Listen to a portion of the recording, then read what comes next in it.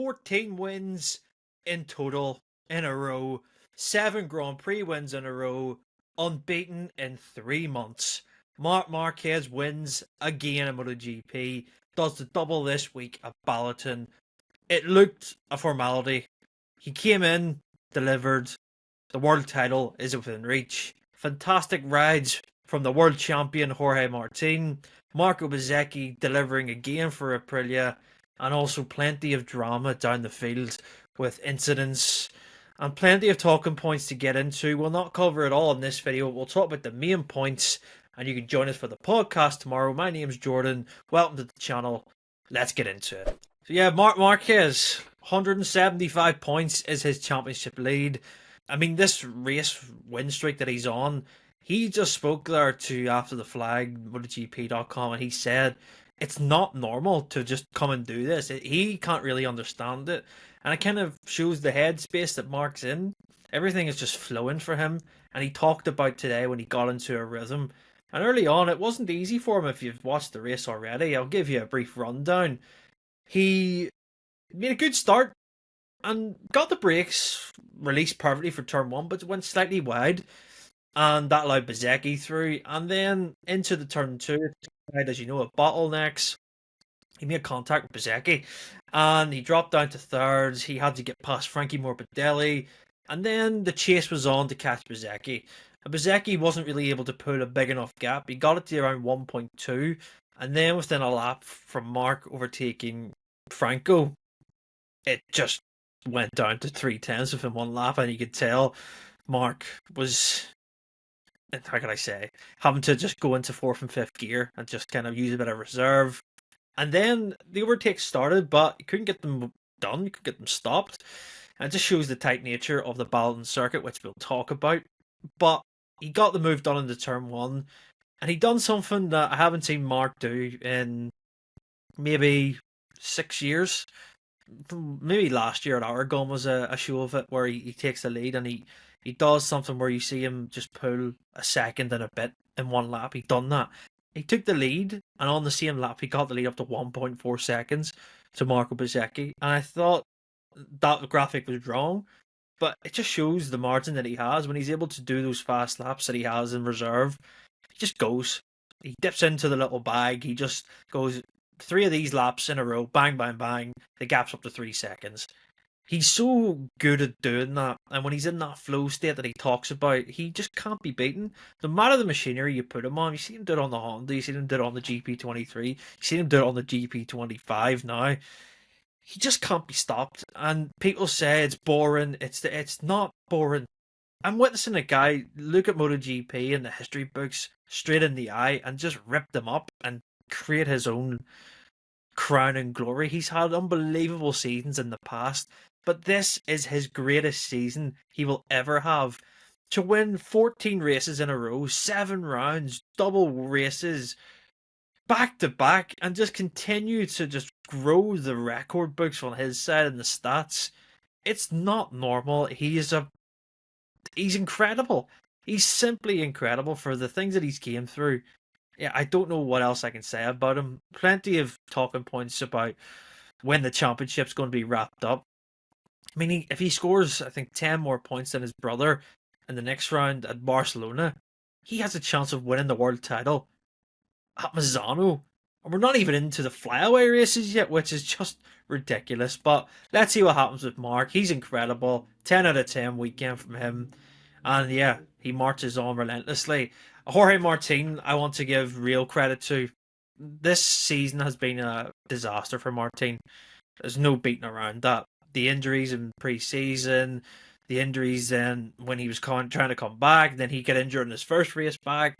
He makes it back, and then all the contract stuff starts with Aprilia. Is he going to leave? Is he going to stay? He's made the right decision. He's staying with Aprilia for next year. And today, as we know, Balaton Park, tight, twisty circuit. Some have labelled it as Monaco of MotoGP. He went from P16 to P4. Fantastic. That's why he's world champion. That's why he's Jorge Martin, the rider that we know can do this. And it was just brilliant to see him do it with such ease as well. And when the camera kept cutting to him, you kept looking at the graphic down the side of the TV and timing, just watching his lap times. He was running pace that was second fastest. At times he was matching for a lap or two what Marc was doing, and it was just brilliant to see. He made a great choice with the medium rear on the Aprilia, which Bezzecchi potentially could have used to get second place. He used the softer tyre, and I suppose Bezzecchi can kind of regret that, but still, for Aprilia to be third and fourth, and for Jorge to come through like he did, was just outstanding. I'm really happy to see him do what he's doing and keep building. I did predict in our podcast, I thought he was going to get a podium not too soon after the summer break had ended and when he came back, and I thought he was going to do it today, but with the likes of Barcelona coming up, a track that the Aprilia loves, and Misano, which is a circuit that Jorge loves, I wouldn't be surprised to see him fighting at the front. And I'm just so happy to see him have a smile on his face and to get a bit of satisfaction from this year, because it's been really tough for him. And I have to credit the mental resilience that he has. And it's good to see that him and Aprilia have really, really celebrated that and enjoyed the podium together, because the relationship looked like it was going to end not so long ago. But Jorge, fantastic. I've put it down as my ride of the day.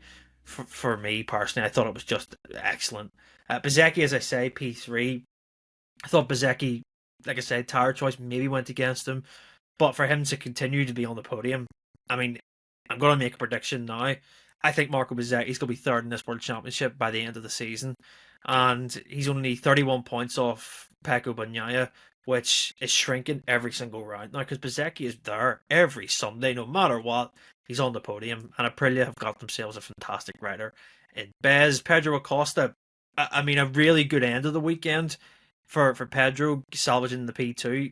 He really should have been closer in the qualifying and the sprint. Obviously, he got held up in that incident with Fabio Quartararo in the sprint for having to avoid the bike and stuff. But Pedro, yeah, sloppy weekends on Saturday, saves it on Sunday. And I suppose that he has plenty of positives to look to now. I think it's a few podiums now in his last few rounds. So all's good for KTM. I think they have plenty of positivity. And Bastianini, shame for him crashing out really, but he did have 2 long lap penalties.